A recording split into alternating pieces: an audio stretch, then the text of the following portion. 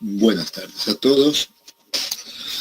Muy bien, vamos a continuar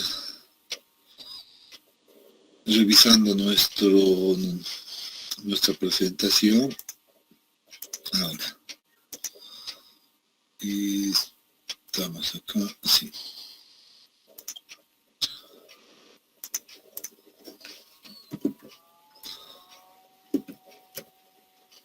Bien, ya pueden ver la presentación, ¿verdad?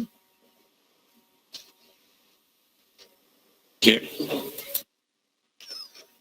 Muy bien.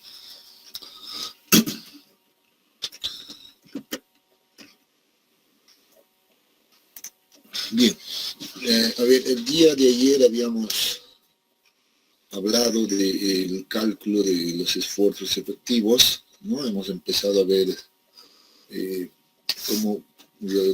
cómo realizamos el cálculo de los esfuerzos efectivos y decíamos esto era bastante sencillo, ¿no?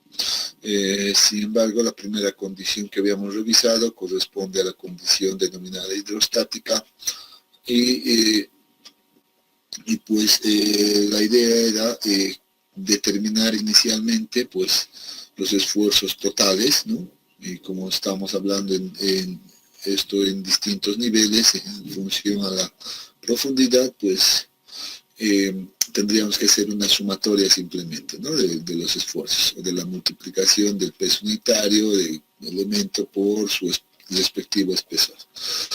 Por otro lado, pues determinamos la presión de poros, ¿no? Y una condición hidrostática, decíamos, significa que pues el nivel freático en cualquier punto va a estar relacionado pues con el único dato o la posición del nivel freático que conozcamos, ¿no? Entonces la ecuación que utilizábamos era ya la conocida, la que habíamos establecido en un capítulo anterior, y finalmente calculábamos el esfuerzo efectivo pues aplicando la ecuación que también hemos demostrado el día de ayer, ¿no? Lo hemos analizado un poco, y esto era simplemente la diferencia del esfuerzo total menos la presión de poros, ¿no? Entonces hacíamos una diferencia bastante simple para obtener estos valores, ¿no? Entonces esto habíamos verificado también el día de ayer. Entonces en una condición hidrostática, pues, y suelo uniforme, bueno, que no sea uniforme, pues creo que la condición es bastante simple de calcular. Bueno, si avanzamos un poco más, veamos, por ejemplo, la condición siguiente, que corresponde igual al cálculo del esfuerzo efectivo, pero considerando, ¿no? Suponiendo, más bien, que existe flujo de agua, pues, ascendente, significa en la dirección hacia arriba, ¿no? Algo similar que habíamos visto cuando analizábamos o definíamos en realidad la presión de flujo en el capítulo 4, ¿no es cierto? Entonces, muy parecido a esa condición, pero ahora lo que vamos a observar o lo que vamos a notar en este mismo modelo, pues es que ya las alturas piezométricas van a variar. Y van a variar de esta manera, ¿no? Miren cómo varía, es una especie de una variación lineal que se va a dar dependiendo, en este caso, de en dónde nos encontremos, ¿no? Por ejemplo, si el flujo está viniendo en esta dirección, dice, pues la presión con la que va a llegar el agua al punto B, pues va a ser va a ser grande, y por ende la altura piezométrica pues va a subir hasta este punto, ¿no es cierto? A medida que se va a ir, en este caso, a medida que va avanzando el flujo, pues se va produciendo pérdida de carga. Entonces aquí miren, por ejemplo, entre el punto B y el punto C, seguramente existe una pérdida de carga, ¿no? Ahí tenemos un delta H, como lo hemos definido en capítulos anteriores. Entonces hay una pérdida de carga que va a generar una bajada en la altura piezométrica pues para este punto C. Y de igual manera vemos que desde el punto C, por ejemplo, al punto A, pues se produce otra pérdida de carga Aquí delta H también, no sé, podemos llamar 1, 2, 3, o delta H entre B, C, delta H entre C, A, etcétera.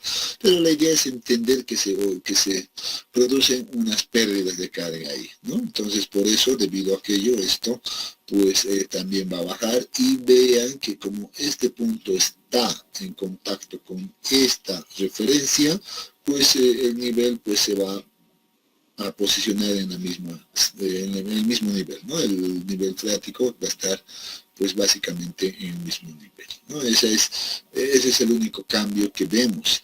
Pero también uno puede notar, por ejemplo, ¿no? Uno puede notar fácilmente que entre el punto A y el punto B y el punto A, por ejemplo, hay una pérdida total que se produce, ¿no? Miren, hay una pérdida de carga total en toda esta pérdida, desde acá hasta acá, hay una pérdida de carga total que, bueno, por conveniencia simplemente acá, bueno, la hemos denominado pues H, ¿no? Entonces se la denomina como una pérdida de carga total, si quiere, ¿no? Podría ser delta H mayúscula, etcétera, pero solo por conveniencia estamos poniéndolo como H a todo esa diferencia, ¿ya? Pero la idea es que nosotros debemos entender que es una pérdida de carga total, ¿no?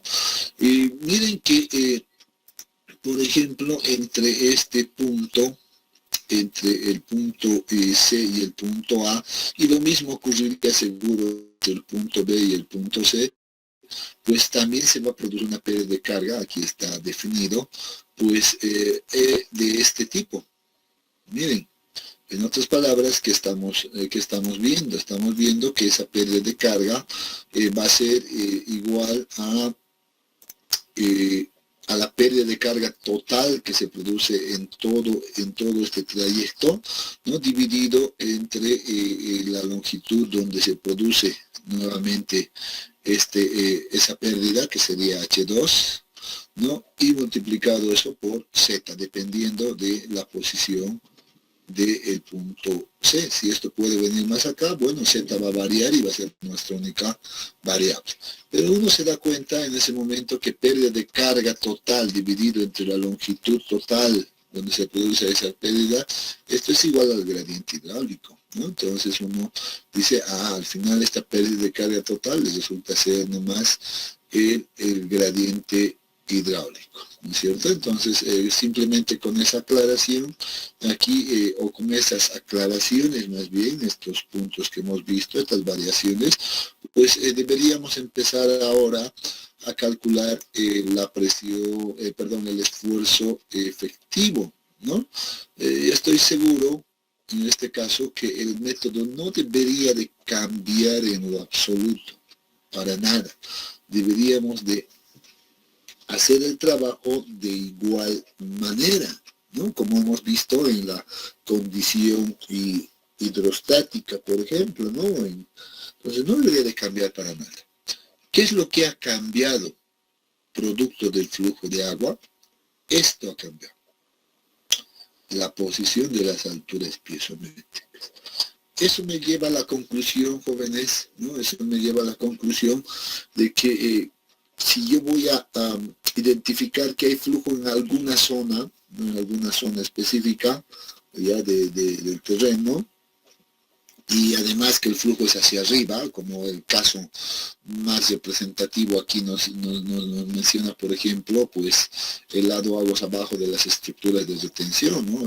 Las presas que, por ejemplo, hemos visto en el anterior capítulo, ¿no? Las presas de concreto, etcétera, tablas estacas, ataguías y todo aquello, ¿no? Si el flujo va de esta dirección, pues aguas abajo, pues el flujo siempre tiende a ir hacia arriba, ¿no? Entonces esa es una buena representación como ejemplo para este caso, ¿no? Entonces, yo podría hacer la analogía de este modelo, por ejemplo, para una presa por ejemplo, miren, de hormigón, como la hemos estado viendo, ¿no? Entonces, por ejemplo, ¿qué pasa si yo tengo mi nivel de agua acá, ¿no? El agua va a venir, el suelo que esté, no sé, a esta profundidad, a este nivel, etcétera, que puede coincidir con esto o no coincidir, no sé. ¿no? En las condiciones que las que ya hemos visto. El agua, ¿qué va a pasar? Va a circular por acá abajo, pero en esta zona va a venir así, ¿no? En esa dirección.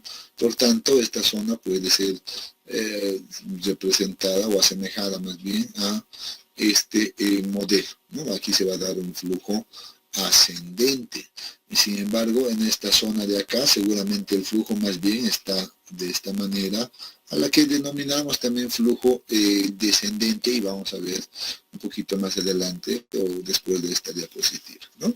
Pero esa es la idea, ¿no? Entonces, miren que si aquí yo tengo un nivel del agua, pues esta diferencia total H que estoy diciendo, pues simplemente estaría representada por esta diferencia, ¿no? Como nosotros la habíamos ya conocido anteriormente, ¿no? Pero es la pérdida de carga.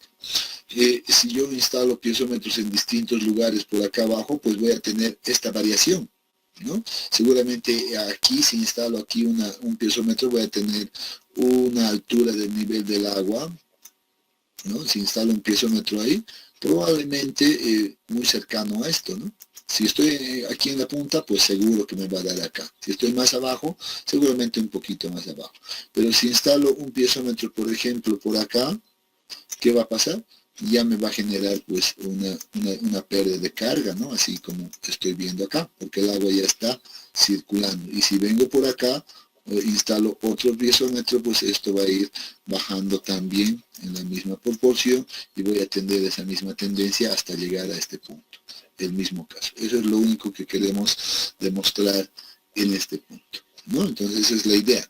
De hecho, esto ya de alguna manera lo hemos visto en el capítulo anterior, ¿no? Para determinar la expresión de poros en distintos puntos, hemos visto que lo que variaba era pues la altura piezométrica. Entonces, bueno, es la misma idea. Aquí sabemos eso. Existe flujo, pues va a haber un cambio en realidad en las alturas piezométricas, ¿no? Entonces, eso pasa también en los proyectos reales, ¿no? No solo en este modelo de laboratorio, que obviamente nos sirve de manera académica, ¿no? Pero en un caso práctico, pues seguro que estaríamos hablando de una situación de este tipo. ¿De acuerdo? Entonces, esa es la idea. Bueno, entendiendo que eso siempre va a ocurrir, pues entonces veamos cómo calculamos el esfuerzo efectivo. ¿Cómo creen que calculamos el esfuerzo efectivo? Pues de la misma manera, ¿no? Primero debemos calcular el esfuerzo total, luego la presión de poros. Pero para la presión de poros ahora hay que tomar en cuenta estas variaciones para distintos puntos, ¿no? Entonces, debemos tomar en cuenta eso, y luego el esfuerzo efectivo nuevamente va a ser igual a la diferencia de esos dos valores calculados. Por tanto, pienso yo que aquí no deberíamos de tener ningún inconveniente, ¿no? Entonces, es solo para poder ilustrar de manera más correcta y adecuada a esto, pues veamos qué ha pasado con el esfuerzo total, por ejemplo, ¿no? Entonces uno agarra y dice, si quiero calcular el esfuerzo total en el punto A, pues veo nuevamente, la estrategia es la misma, qué peso está soportando esto, y eso va a ser H1 por el peso unitario del agua, por cierto, que es conocido, gama del agua, ¿no? Es conocido, entonces se lo calcula de igual manera. Para el punto C, nuevamente miro hacia arriba y digo, ¿qué peso soporta? Bueno, el peso del agua y el peso de este estrato. Y otra vez estamos en la sumatoria de H1 por peso unitario del agua, más Z, que va a depender ahora de la posición de aquello, por el peso unitario saturado del suelo, ¿no? Aquí tenemos el saturado. Tenemos el saturado y se la calcula de esa manera. Voy al punto B, lo propio, miro qué peso está soportando este punto, ¿no? Qué peso hay hacia arriba. Y ahí vemos nuevamente el peso del agua, en este caso H1 por gama del agua, más H2 por el peso saturado del suelo. Entonces, si alguien se ha dado cuenta, pues uno dice, bueno, pero el cálculo del esfuerzo total es exactamente igual que en la condición hidrostática, no cambia en lo absoluto. Pues la verdad es esa, no le va a cambiar en lo absoluto, porque toma en cuenta el peso simplemente del suelo y del agua en este caso, que siempre van a estar ahí. Por tanto, no hay ningún cambio para nada. Esto es idéntico entonces. ¿A dónde ocurren pequeños cambios? Pues es aquí, ¿no? Digo pequeños cambios porque al final ya hemos visto en realidad dónde se están dando estos cambios, y lo único que debo aplicar es aquí esto, ¿no? Que la presión de poros va a ser al peso unitario del agua multiplicado por la altura piezométrica, ¿no? Bueno, este es igual a, en este caso, la presión de poros. Nuevamente, vengo al punto y digo, ajá, muy bien, nuevamente, ya les he dicho, ¿cuál es la estrategia? Imagino que instalo el piezómetro acá, ¿no? Siempre, y veo dónde me va a marcar ese piezómetro el agua, ¿no? Entonces aquí, de hecho ya lo tengo bien definido, y digo, en el punto A me va a marcar exactamente en el mismo nivel que aparece acá, por tanto, esto es igual a H1, ¿no? Entonces la altura piezométrica para el punto A sigue siendo H1, ¿no? Esta altura piezométrica de este punto A sigue siendo H1, y por eso decimos, pues eso es H1, ¿no? Por el peso unitario del agua. No hay ningún cambio en ese punto. Pero ¿qué pasa si ya me voy al punto C? En el punto C, digo, muy bien, instalo el piezómetro acá y veo que esto va a ser o se va a posicionar en una distancia pues que se incrementa esta distancia, ¿no? esta pérdida de carga, ¿no es cierto? Esta altura de pérdida de carga. Entonces digo, muy bien, entonces debo tomar en cuenta entonces que, por ejemplo, la altura piezométrica para el punto C va a ser toda esta distancia. Esa es la altura piezométrica del punto C, ¿no? Y ahora veo, digo, entonces, ¿cuánto es esta altura piezométrica? Lo voy a anotar por acá, ¿ya? Altura piezométrica del punto C. Digo, bueno, aquí me parece que debo reconocer que hay varias distancias, y es la suma, en realidad, de Z, ¿no? Puedo decir, yendo desde acá hacia arriba. Bueno, aquí está interviniendo esta distancia Z, también está interviniendo, ¿no? En toda esta distancia también interviene H1, entonces más H1, ¿no? Pero también hay esta distancia ya que en este caso es conocida, ¿no? De lo que nos dice, muy bien, entonces aquí tengo, miren, aquí tengo H sobre H, que es la pérdida de carga total, dividido entre H2, que es la longitud donde se ocurre aquella pérdida. Esto es el gradiente hidráulico, ¿no? Del concepto, multiplicado por Z. Es una distancia. Entonces, miren que de esa manera he determinado la altura piezométrica del punto C. Ahí es donde debo tener cuidado. Nada más, solo en ese punto, en determinar correctamente la altura piezométrica. Después no hay problema, a eso lo multiplico nuevamente por el peso unitario del agua, y miren que estoy en la misma forma. Bueno, en orden diferente, pero al final estamos de la misma manera. Solo debemos cumplir con los conceptos, nada más, ¿no? Hay que agarrar el concepto y hacer cumplir acá, en cualquier condición. Finalmente, para esto, digo, muy bien, ahora digo, para el punto B, lo que tengo que determinar nuevamente es la altura piezométrica, y bueno, digo, si he instalado el piezómetro me ha mostrado toda esta distancia, entonces esta es la altura piezométrica del punto B, en este caso, ¿no? Del punto B, y veo pues cuánto es esa distancia. Bueno, nuevamente digo, la altura piezométrica del punto B, por ejemplo, en este caso para mí es desde acá, desde B medido hasta A es conocido, H2, ¿no? Tengo esa distancia H2, a eso debo sumarle, miren, H1, y estoy en este nivel, ¿no? H1, y a esto debo sumarle todavía, para llegar hasta este nivel, esta pérdida de carga total que será H. Entonces simplemente debo tener ese cuidado, y con eso pues ya esto lo multiplico por el peso unitario del agua y voy a tener la presión de poros en ese nivel, ¿no? H1 más H2 más H, lo mismo, por el peso unitario del agua. Y listo. No hay otra cosa que deba saber acá. Es, ¿no? Entonces con esto ya estoy listo para poder hacer, por ejemplo, el cálculo del esfuerzo efectivo, ¿no? Entonces veo nuevamente para este punto A que esto menos esto pues me va a dar 0, ¿no? Y aquí 0 menos 0 sigue siendo 0, aquí no pasa nada, 0, 0, y en este punto seguramente ya voy a tener algún inconveniente porque el flujo está hacia arriba, ¿no es cierto? Entonces, miren que aquí voy a tener algo interesante, ¿no? Entonces tengo, por ejemplo, Z menos gamma prima menos el gradiente hidráulico. Voy a escribirlo acá, por favor. Z por gamma prima, ¿no? Menos el gradiente hidráulico por Z por el gamma del agua. Ese es el valor del esfuerzo efectivo en este punto C, que miren, va a depender de este valor. Y esto es importante, o interesante al menos, ¿no? Miren,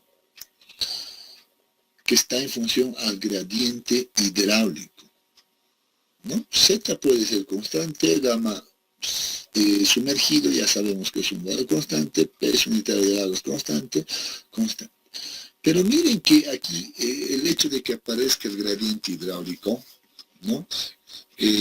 Pues puede significar un problema. Puede significar que en algún momento esto sea lo suficientemente grande, otra vez, ¿no? Que crezca el gradiente hidráulico ya de tal manera que iguale a esta condición, ¿no es cierto? Se puede dar ese caso, porque este es variable. El valor del gradiente hidráulico es variable. Entonces, ¿qué pasa si igualara a este término? Pues todo esto sería igual a 0, ¿no es cierto? Todo esto se haría 0. ¿Eso qué significa? Significa que el esfuerzo efectivo, ¿no? El esfuerzo efectivo en ese punto puede ser 0. Y a ver, voy a probar algo. ¿Quién me puede decir la representación conceptual de que el esfuerzo efectivo sea 0? ¿Qué significa eso?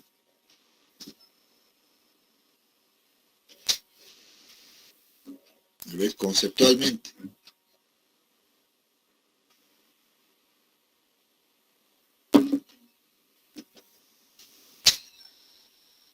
No existe un cambio de volumen, ¿qué? Perdón, ¿no existe qué? No te escuché, por favor, ¿podrías repetir? Un cambio de volumen. No existe cambio de volumen. Ajá. Ya, sí, muy bien, pero ¿algo más? Está muy bien. Me agrada que ya más o menos relacionen ese concepto principal, ¿no? El esfuerzo efectivo controla las deformaciones. Está muy bien. Pero ahora, ¿qué pasa si es 0? ¿Significa que la altura pisométrica es 0? Ya, ¿Esa cuenta? altura piezométrica sería 0. Y eso significaría que, no, creo que no va por ahí, ¿no? Bueno, mejor dicho que la altura pisométrica un punto más arriba sería negativo, ya que el nivel freático está más arriba. Ya. Creo que no tiene nada que ver, digamos, con las alturas piezométricas, porque eso está más relacionado con esto, ¿no? Creo que no está mucho con aquello. Y que no sería que el esfuerzo, una fuerza no existe sobre el suelo, actúa sobre el suelo. ¿Y? Ajá. Pues ahí estamos muy cerca, ¿no? Estamos muy cerca, sí. Creo que Contacto intergranular sería IG cuando no Exactamente, ese es el punto clave, el contacto. Si el esfuerzo efectivo es cero, significa, por ejemplo, que las partículas o las partículas del suelo, pues ya no hay contacto, ¿no ve? Se va a ver un esfuerzo efectivo cuando haya esto. Aquí tenemos un contacto intergranular y ahí hemos dicho, pues, así se transmite el esfuerzo efectivo. Entonces, si yo estoy diciendo que el esfuerzo efectivo es cero, lo que estoy diciendo teóricamente es pues que ya no hay contacto, que la partícula que estaba aquí, ahora está aquí, arriba. Claro, y eso tiene sentido, ¿no? Lo que estoy diciendo, eso va a depender mucho de este valor. Si el gradiente sigmático es fuerte, ¿qué va a pasar? Las partículas tienden a separarse. Este concepto de alguna manera ya lo habíamos visto en el anterior capítulo y lo llamábamos, ¿qué lo llamamos? Falla por, el suelo se encuentra en una falla, ¿no? Falla por qué era. Rotación. Ajá, muy bien, ¿no? Hay que recordar esos pequeños conceptitos, ¿no? Sí, efectivamente, significaría que las partículas se han separado debido al alto gradiente hidráulico que existiera y por eso, pues ya existe una falla. Y eso sería peligroso acá, ¿no? Si eso se da, por ejemplo, en esta zona, ¿no? En esta zona, entonces estamos diciendo que las partículas de aquí se están separando y seguramente van a ser trasladadas de otros lados y después me va a quedar una especie de cárcava por acá que va a ir cada vez avanzando más y vamos a empezar a desestabilizar a esta estructura, ¿no es cierto? Entonces aquí uno tiene que controlar el gradiente hidráulico de salida en este caso, ¿no es cierto? Ese es un punto muy interesante y la aplicación de este concepto también, ¿no? Del concepto de flotación y el gradiente hidráulico crítico, ¿recuerdan? Entonces, ¿cuál sería la situación entonces de que del gradiente hidráulico crítico, perdón, pues sería esta, ¿no? Entonces se daría esta situación. Para hablar de un gradiente hidráulico crítico, pues tendríamos que hacer que el esfuerzo efectivo sea cero. Si hacemos igual a cero, pues miren cómo va a cambiar esto. Esto pasaría al otro lado y tendría, por ejemplo, a ver, mejor le damos por pase. Miren que si despejo de ahí, todo esto me quedaría, por ejemplo, como Z por gamma prima, ¿no? Sería igual a el gradiente hidráulico, ¿no? Por Z por gamma del agua. Así me quedaría. Bueno, Z sé que como están en ambos términos, seguro que se me simplifica. Y miren que el gradiente hidráulico, en este caso, pues no sería la situación crítica, por tanto, este sería el gradiente hidráulico crítico, pues va a ser igual al peso unitario sumergido dividido entre el peso unitario del agua. De hecho, esta ecuación nosotros ya lo habíamos demostrado en el anterior capítulo, ¿no? Pero miren que a partir del concepto de esfuerzo efectivo, volvemos a llegar a una condición crítica, ¿no? De gradiente hidráulico crítico. Entonces, eso significaría, nuevamente, pues ahora sí lo puedo decir abiertamente, con mucho énfasis, esto se va a dar cuando el esfuerzo efectivo va a ser igual a cero, o sería igual a cero. Entonces alguien me dirá, entonces, es imposible que el esfuerzo efectivo salga negativo, ¿no es cierto? No debería de existir esfuerzo efectivo negativo. ¿O qué dicen? ¿Qué piensan? Pues sale negativo y algo va mal, ¿no? Ya estaríamos en esta condición. De hecho, ¿no? Ya estaríamos así. Las partículas ya estarían separadas, ¿no? Pero igual, seguramente no se va a dar. No debería de darse.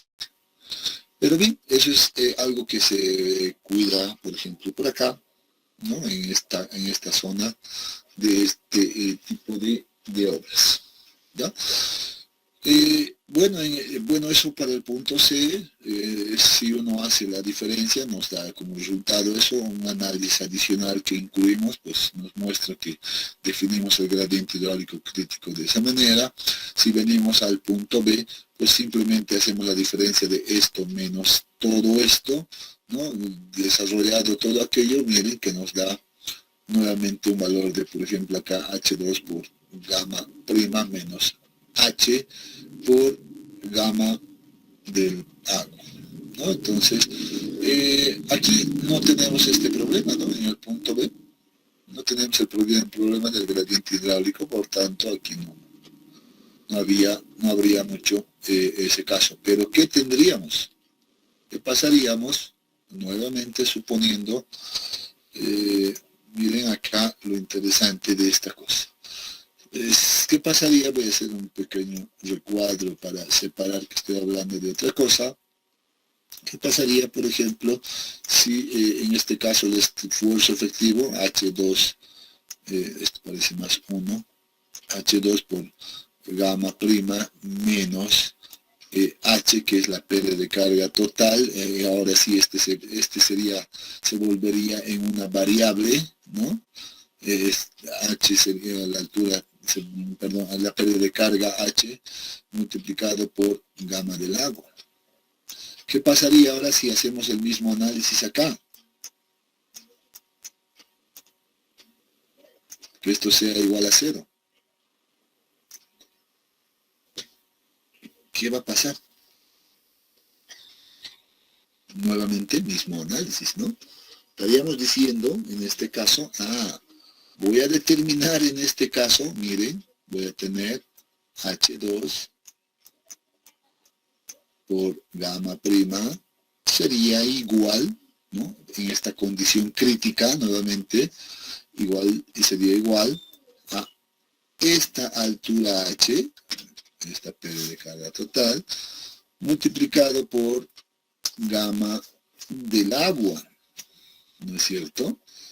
Y miren aquí, por ejemplo, que yo puedo determinar ahora una altura crítica, una altura máxima de pérdida de carga en función a esto. Y si alguien se da cuenta, miren a qué vamos a llegar. Vamos a decir, H sería entonces igual, la puedo llamar si quieren crítico o máximo si quieren, máximo valor, generalmente se le determina como máximo, ¿ya?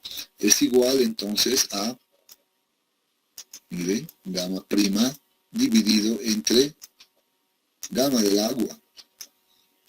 Y esto multiplicado por H2, que es un dato que se conoce, ¿no? H2 es el espesor del estrato del material. H2. ¿Y qué observo aquí? Lógico. Observo que este es igual al gradiente hidráulico crítico. Entonces, llegamos a una condición crítica también en cualquier lugar, ¿no? Entonces sería el gradiente hidráulico crítico multiplicado por H2, que va a depender de ese valor, esa altura máxima, ¿no? Y esto, en realidad, este concepto puede ser aplicado bastante bien, por ejemplo, en excavaciones que quisiéramos realizar, ¿no? Si yo quisiera realizar excavaciones en alguna zona específica, ¿no? Por ejemplo, aquí se me ocurre algo para ilustrar un poquito esa idea. Seguramente, imagínense que aquí tenía inicialmente el terreno, supónganse que no sé, el agua se encuentra acá arriba o puede estar inclusive aquí, etcétera. Imaginen que yo quisiera determinar ya cuál es la profundidad máxima, por ejemplo, de excavación acá, ¿no? Esa excavación máxima, esta altura máxima, ahí le vamos a denominar, esta altura máxima de excavación que podría yo realizar en un determinado material conocido, ¿no? Seguramente ahí voy a aplicar justamente este criterio, ¿no es cierto? Puedo aplicar esto que he visto, puedo determinar esto, porque obviamente no voy a ir nomás, pues yo con toda libertad, pues a ir, ¿cómo se llama? A ir, no, acá, me ha borrado todo, no quería que haga eso. Bueno, pero veamos de esta manera. Entonces voy a tener ahí el terreno, etcétera, de esa manera, ¿no? Y seguramente el agua aquí se va a generar un cambio, seguramente se va a batir o puede mantenerse ahí arriba, etcétera, el agua va a estar ahí arriba, entonces yo no puedo excavar pues el terreno pues hasta cualquier profundidad. Seguramente dependiendo de las propiedades del terreno, sobre todo su peso unitario, porque estoy viendo ahí, ¿no? El peso unitario saturado, en función a esto, pues voy a poder definir hasta cuánto puedo yo excavar tranquilamente.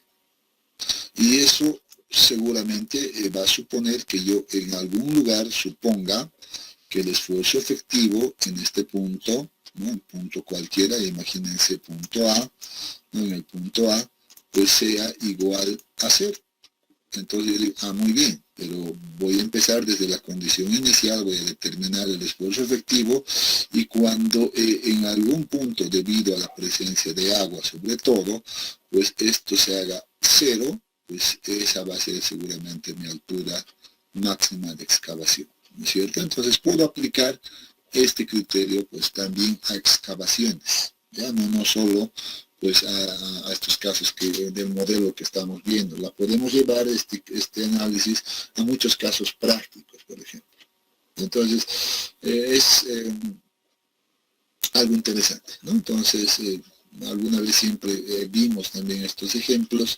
Creo que en el texto también hay algunos casos que se han estudiado al respecto, ¿no? Pero la idea es eso. ¿Cómo determino esa altura máxima? Pues haciendo o más bien calculando en qué momento el esfuerzo efectivo se va a hacer 0, si la condición, por ejemplo, del agua se mantiene ahí arriba. Eso va a generar una presión, cada vez va a ir creciendo, digamos, la presión de poros más, y esto va a ir seguramente disminuyendo a medida que voy retirando el terreno, ¿no? Si estoy retiro una parte, pues esto va a bajar. Retiro más, esto va a ir bajando y esto sigue creciendo, entonces en algún momento se va a hacer tan pequeño que haciendo la diferencia, pues eso se va a hacer igual a 0. Entonces esa es la idea. No sé si me entendieron o más bien los he confundido. ¿Está claro, jóvenes? Lo único que estamos aplicando es esto, concepto. ¿Qué significa cuando el esfuerzo efectivo es igual a 0? Eso significa, ¿no? Eso significa. Bien, bueno, hemos aprovechado de ver algunos casos adicionales acá, recordar el concepto de gradiente hidráulico crítico, etcétera, ¿no? Eso en el caso del flujo ascendente. ¿Y qué pasa en el caso del flujo descendente? Bueno, la idea es la misma.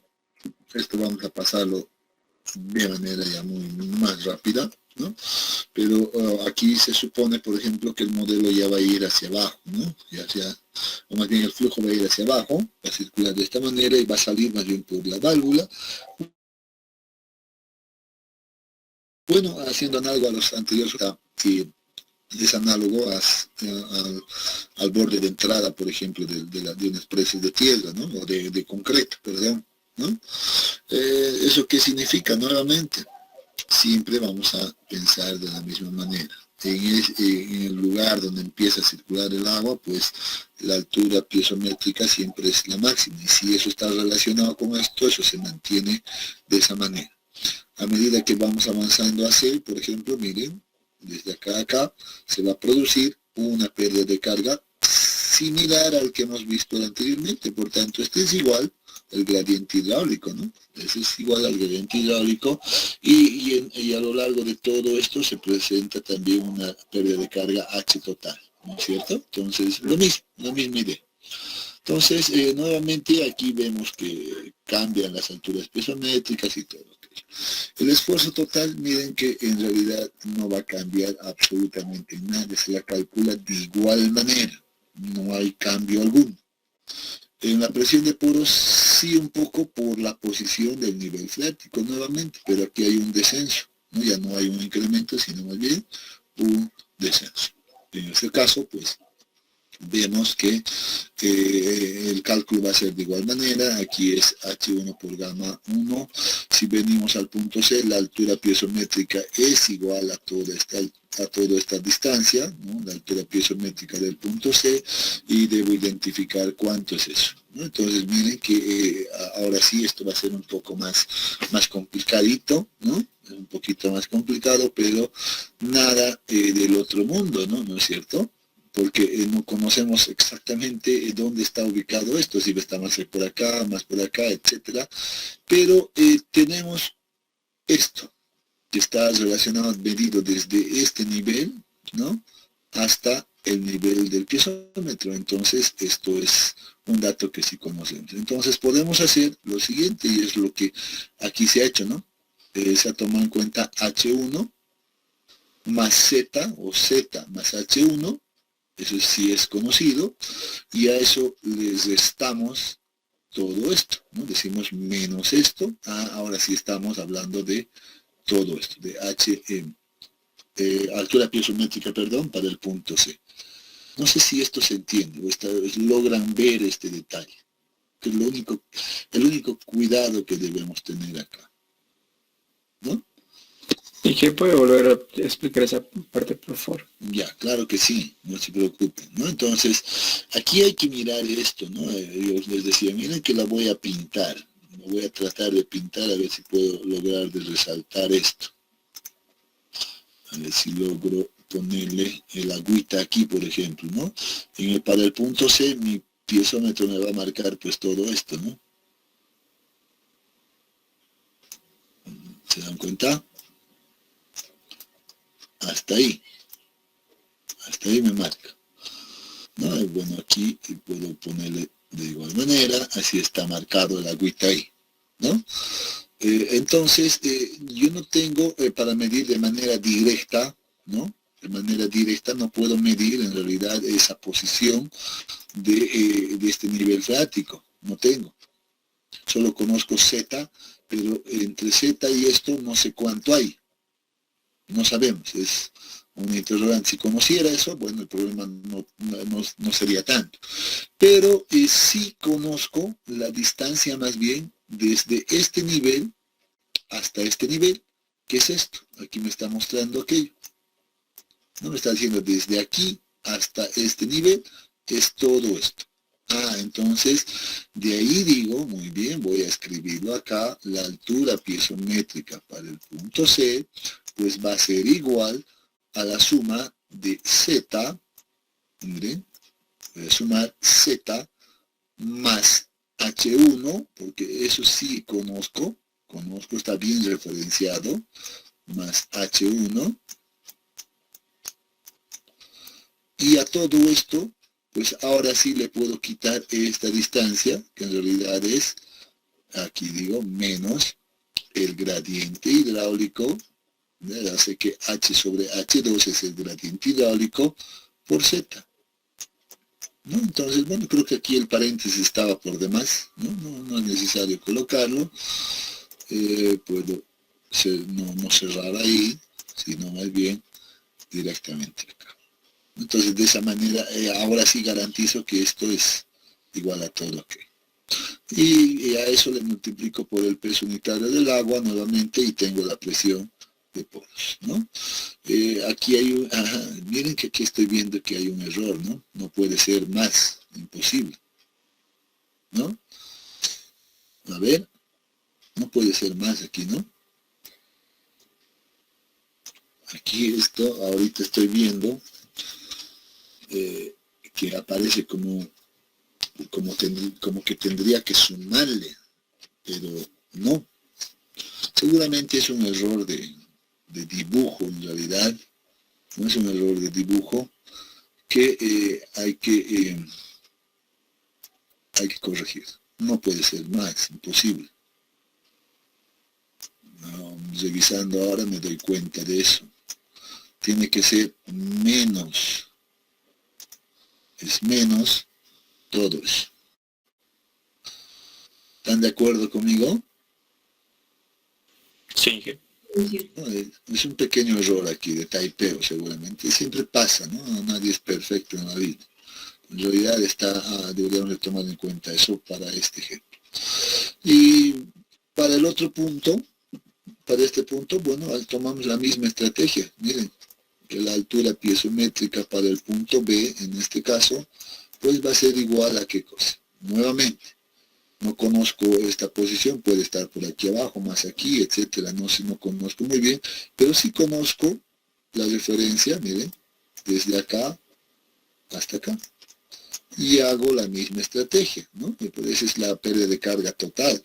Hago lo mismo, puedo sumar ahora H2 más H1, ¿no? Todo eso, y restarle H minúscula. Entonces, muy bien, aquí aparece, digo, H2 más H1 más H1 menos, ahora sí, hago la diferencia y le quito H minúscula, que es la pérdida de carga total, menos H, y ahora sí, tengo la altura piezométrica para el punto B, porque yo sé que esa altura piezométrica para el punto B es todo esto, ¿no? Y ya lo he determinado, a lo cual le multiplico ahora por el peso unitario del agua y tengo la presión de pozo. Y aquí sí está correcto, ¿no? Aquí sí aparece con signo negativo. Aquí había un pequeñito error, que siempre pasa a veces, ¿no? Y listo. Y con eso encontramos la presión de poros en ese nivel. Y ahora sí, nuevamente, pues hacemos la diferencia en cada punto, esto menos esto, esto menos esto, y seguramente nos va a dar aquí estas condiciones, ¿no? Aquí, miren que aquí ha cambiado. ¿Qué ha cambiado?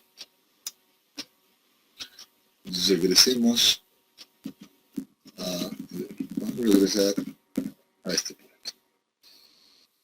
¿Les suena que es igual? Solamente hay una variación de un signo, que creo que sí está correcto, ¿no? Bien, en este caso, cuando hay flujo descendente, pues más bien el esfuerzo efectivo incrementa. Cuando el flujo es hacia arriba, el esfuerzo efectivo baja, decrece, tiende a decrecer. Pero cuando el flujo es en esta dirección, más bien aumenta, dice.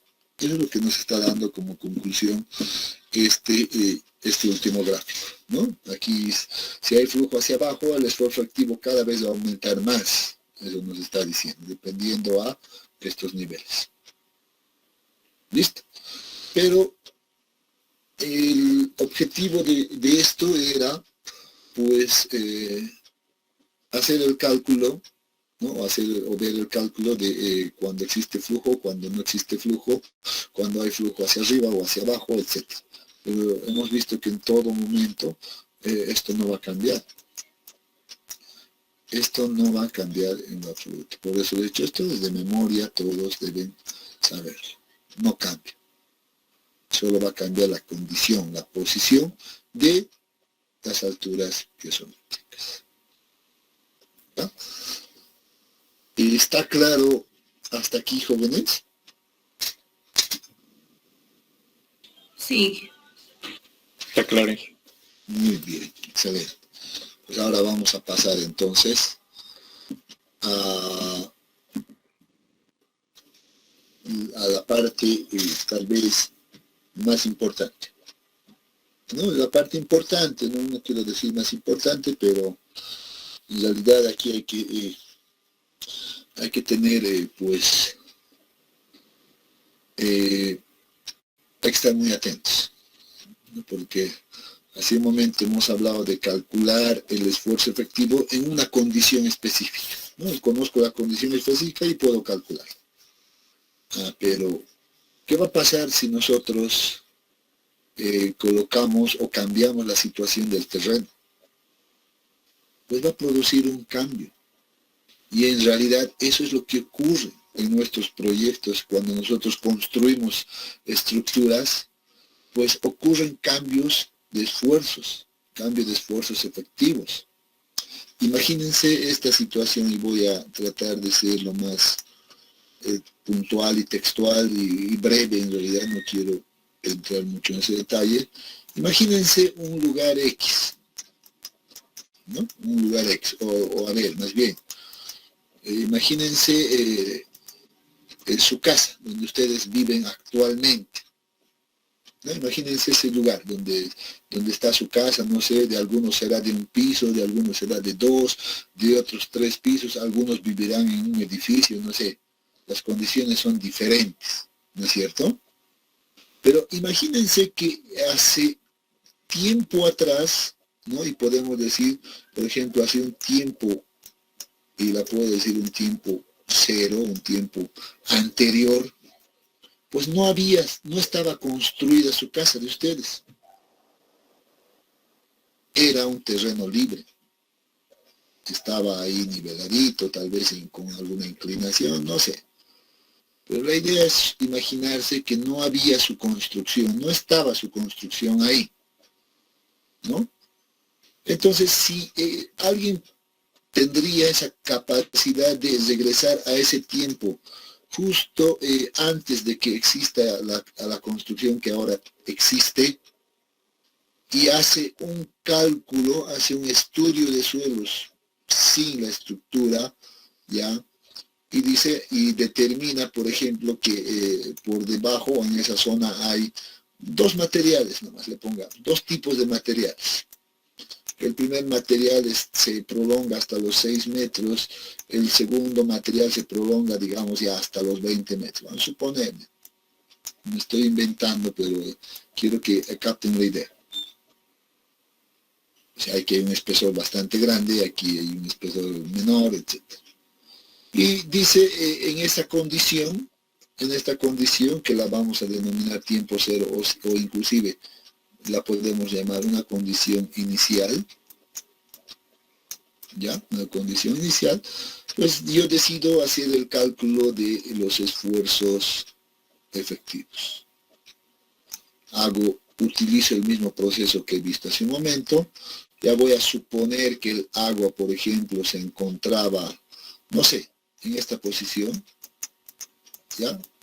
En ese instante, en ese momento, antes de que existiera la construcción, y que esto está, por ejemplo, a la mitad, a 3 metros. Solo una idea. Entonces digo, muy bien, el esfuerzo efectivo, por ejemplo, aquí va a ser, o va a tomar una forma, ¿no? Entonces digo, muy bien, yo quiero hacer el cálculo de ese esfuerzo efectivo, y aquí voy a graficar como lo hemos visto anteriormente, pero aquí voy a hablar directamente del esfuerzo efectivo. Que seguro que para hacer esto tenía que calcular el esfuerzo total, la presión de poros, y luego el esfuerzo efectivo, ¿no es cierto? Así como hemos visto. Y en función a la profundidad, y voy a determinar que aquí tenía así la distribución del esfuerzo efectivo en esa condición inicial. Estoy imaginando. Excelente, muy bien. Había un cierto nivel de esfuerzos ahí. Ahora, pónganse en este mismo instante, imagínense ahora el mismo instante de ahora, ¿ya? De ahora, pues su mismo terreno, el lugar donde viven ustedes actualmente, pues ya no está así. ¿Cómo está?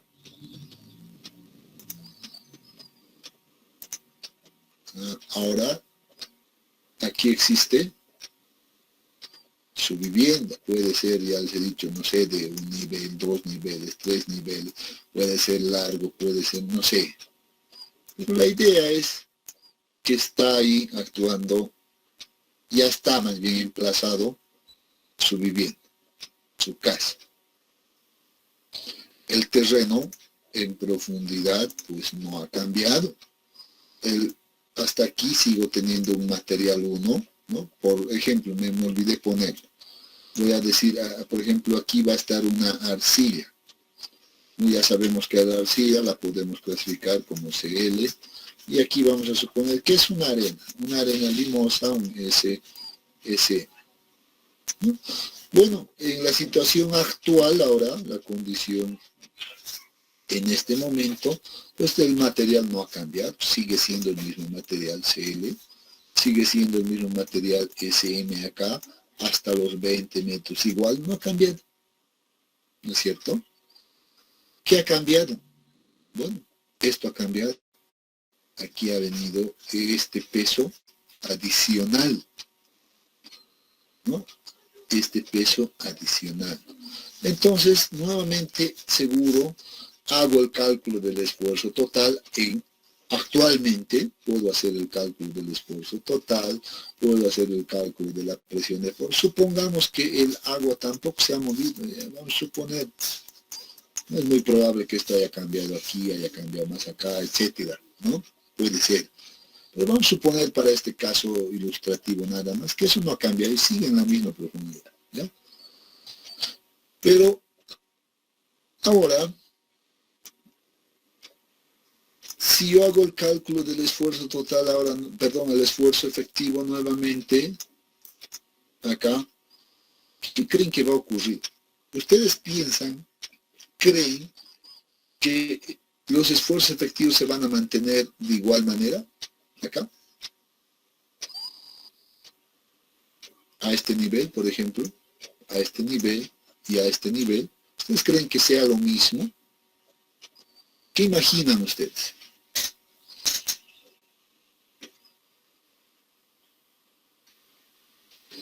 No me digan que no imaginan nada, algo tienen que imaginar. No, Inge, porque hay una fuerza que actúa sobre el terreno, sobre el suelo, Inge. Es lógico, ¿no? Es lógico pensar por intuición simplemente, ¿no? Por ser una intuición, yo puedo decir, no, pues imposible. Imposible. No puede ser, es lo que yo voy a pensar, ¿no? Lo que se me va a venir a la cabeza rápidamente es lo siguiente, ¿no? Así, por intuición. Yo quiero que entendamos el concepto o la idea general. Todavía no estamos hablando de niños qué va a pasar, etcétera, no nada. Pero por intuición digo, no, pues si este esfuerzo, por ejemplo, aquí era, imagínense 20 kilopascales, aquí me voy a inventar que eran 50 kilopascales, y aquí era 90 kilopascales, por intuición yo voy a decir que, por ejemplo, aquí ya es mayor, aquí es mayor, y aquí va a ser mayor.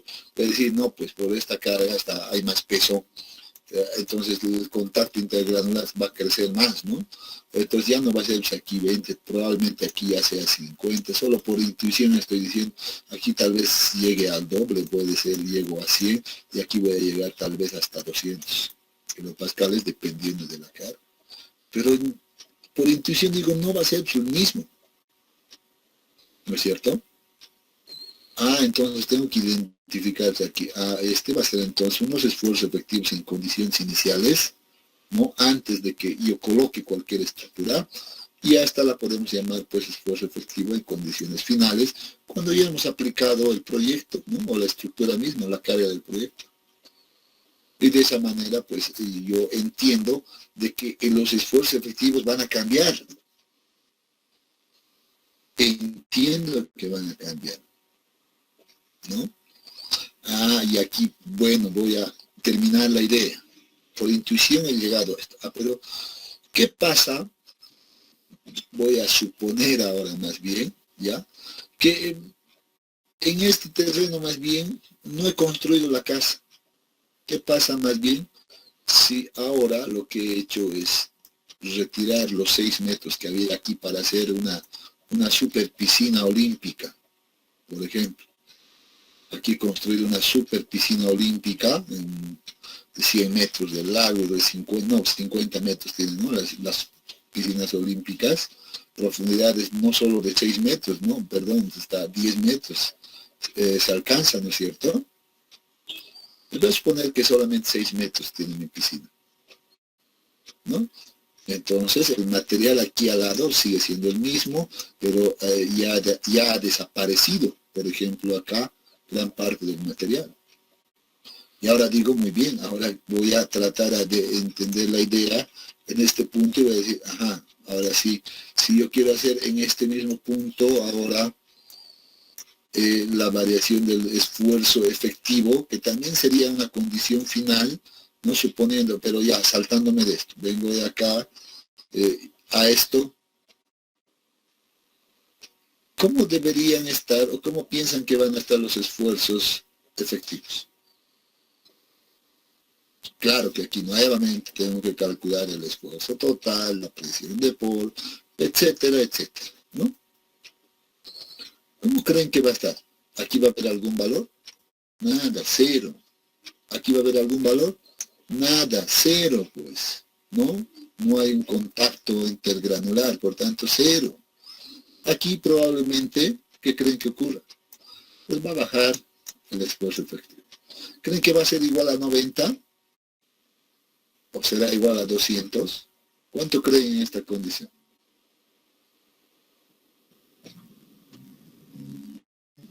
A ver, ¿a qué les suena?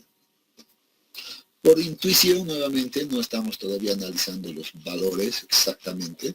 Por intuición yo puedo decir, no, pues, va a reducir, porque aquí estoy quitando carga, no estoy aumentando como en este caso, estoy quitando, estoy retirando, ¿no? Entonces, miren, aquí, por ejemplo, ya voy a tener el caso de que probablemente en esta condición, pues ya esto llegue simplemente a 50, ¿no? A 50 kilopascales, por ejemplo, es menor. Pero nuevamente entiendo que hay un cambio, jóvenes. Va a haber un cambio. Y el cambio del esfuerzo efectivo se va a producir dependiendo a la condición final. Si pongo estructura, va a cambiar. Hay mayor esfuerzo efectivo. Y si el esfuerzo efectivo es mayor, ¿qué va a pasar? Cambio de volumen, ¿no? Ya voy asociando aquello. Se va a generar deformaciones. Ahí vienen los conceptos de asentamientos, por ejemplo, ¿no? Que van a haber en mecánica de sólidos 2. Ya hay que calcularlos después. Pero si estoy en esta situación de excavación, más bien retirado del terreno, va bueno. Es reducido. ¿Qué significa eso? ¿Existe cambio de volumen? ¿Existirá? ¿Se mantiene constante como acá? Aquí el cambio de volumen en condición inicial seguramente era igual a 0. Aquí el cambio de volumen pues va a ser mayor a 0. Aquí, ¿cómo creen que va a ir con el cambio de volumen? ¿Qué piensan?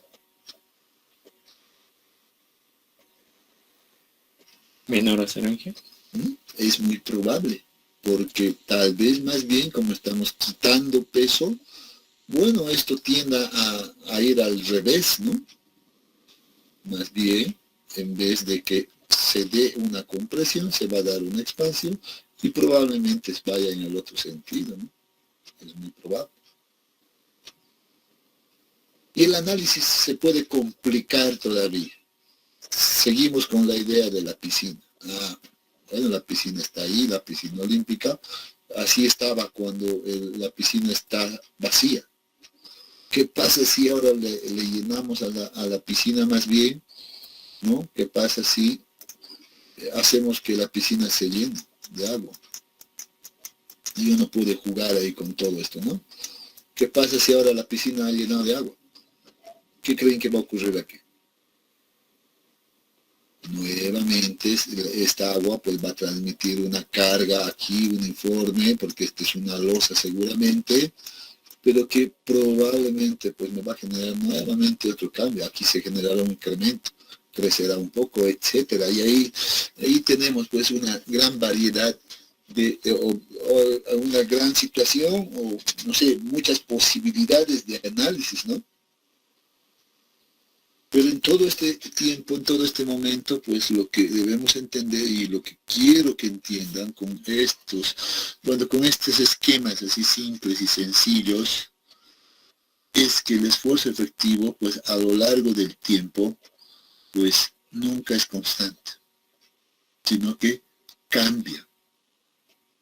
Ha cambiado y va a cambiar siempre, porque hasta inclusive desde su formación, ¿no?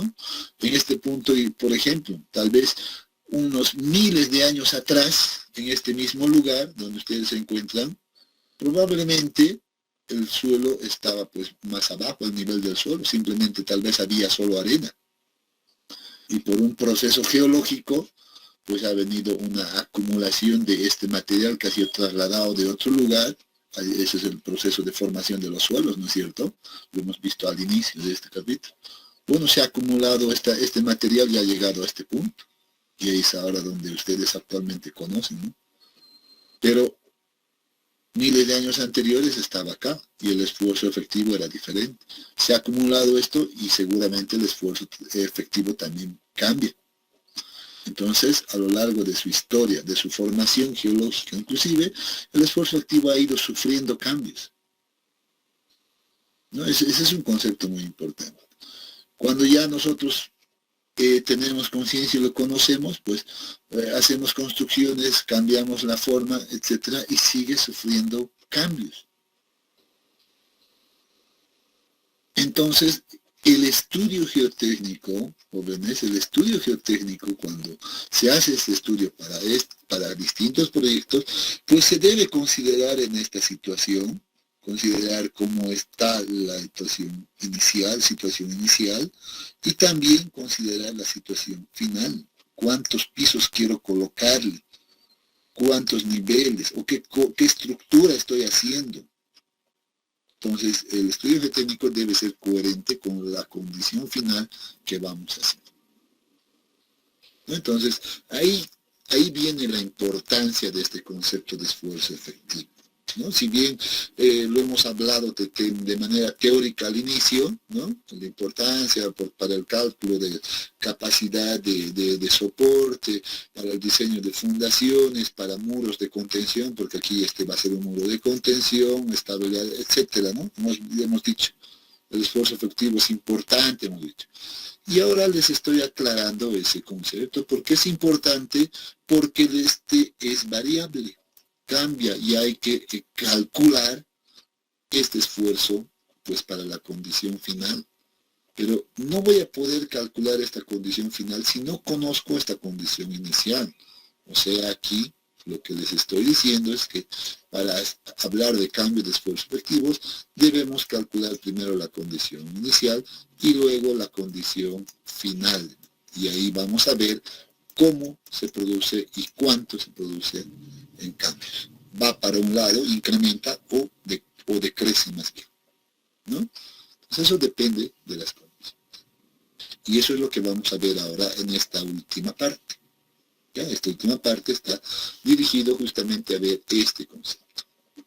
Pero ahora sí miremos, ni siquiera lo he puesto acá desde el inicio, pero ni siquiera lo hemos leído. Seguro que ustedes ya lo han hecho, ¿ya? Yo ni siquiera lo he leído, pero simplemente me he concentrado acá, ¿no es cierto?, en tratar de explicar la idea central de esto. ¿Qué nos dice conceptualmente?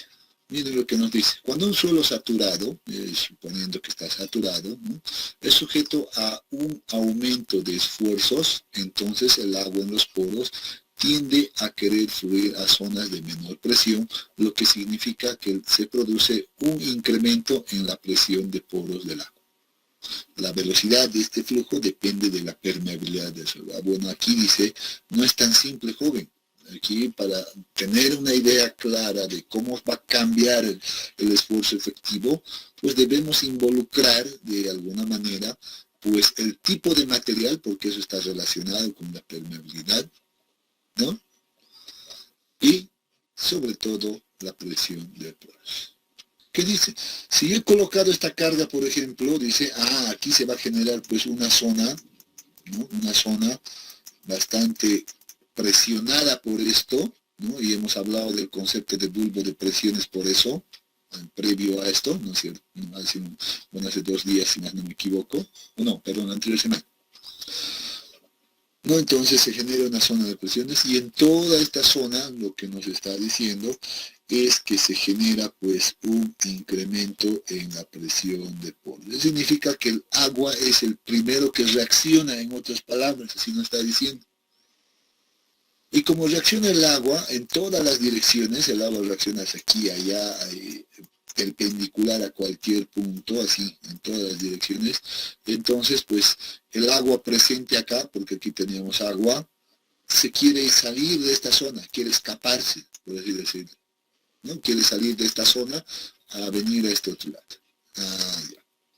Y una vez que el agua se escapa y salga de esta zona, empiezan a darse recién los cambios de volúmenes.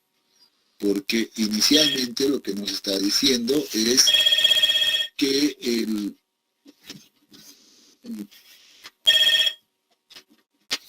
el agua es el que reacciona primeramente a cualquier esfuerzo adicional, ¿no? Y una vez que esto sale afuera, pues recién se va a dar el contacto intergranular y el esfuerzo efectivo empieza a subir o a decrecer, etcétera, y se va a dar recién los cambios de volumen. Eso nos está diciendo. Y esto va a depender del tipo de material. En algunos materiales el agua va a salir fácilmente, en otros materiales, por la permeabilidad, el agua va a salir muy lentamente, va a tomar mucho más tiempo. Entonces aquí se debe hacer ese análisis, sobre todo del incremento en la presión de poder, ¿no? Y es lo que nos dice acá, en esta parte. En el caso de las arenas y las gravas, el flujo de agua es rápido, debido a que estos suelos son muy permeables, ¿no? El cociente de permeabilidad es muy alto. Mientras que en las arcillas y limos, el flujo de agua es lento, debido a que son muy poco permeables. Entonces, ahí, ahora sí, miren que para hablar de cambio de esfuerzos efectivos, ahora sí debemos tomar en cuenta qué tipo de material es arcilla, es arena, etc. Ahí vamos a entrar a una primera condición, ¿no? Aquí esto lo vamos a ver mañana, un poco de revisión conceptual. Ya prefiero que nos quedemos con esta idea general al día de hoy y mañana continuamos, por favor. Si tuvieran alguna consulta, no sé, adelante. Y si no, pues nos vemos mañana temprano.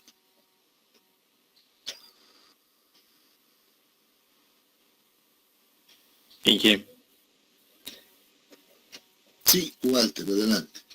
En este caso en específico, en el de la piscina, al aumentar la piscina en el punto donde estaba iniciando, es 0.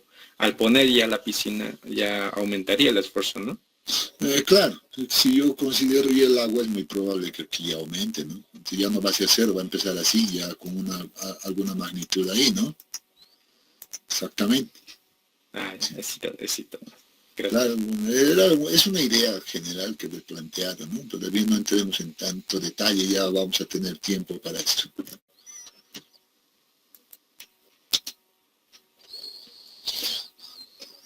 Bien, si no hay consultas entonces, pues quedamos aquí y nos vemos día de mañana. Ya que tengan buenas noches. Hasta mañana.